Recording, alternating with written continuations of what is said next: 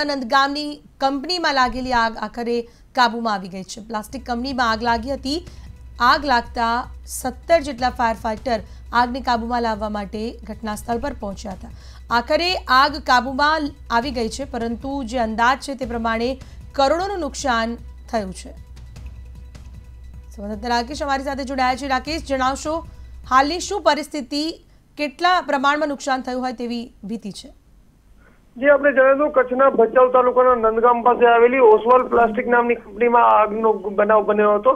ગઈકાલે સાંજે લાગેલી આગ ખૂબ જ ભીષણ અને વિકરાળ બની હતી અને સમગ્ર રાત સુધી 17 જેટલા ફાયર ફાઈટરના જવાનોએ પાણીમારો અને ખાસ કરીને જે કેમિકલમાં આગ લાગી હતી તેને કાબૂમાં લેવા માટે પ્રયત્ન કર્યા હતા। આજે વહેલી સવારે આ તમામ મહેનત રંગ લાવી હતી અને અત્યારે હાલ સમગ્ર જે વિસ્તાર છે તે કાબૂમાં છે અને આસપાસમાં જે કોર્ડન કરવામાં હતો તે પણ મુક્ત કરી ફાયરના જવાનોએ સંપૂર્ણ સલામતીનું સિગ્નલ પણ આપ્યું છે।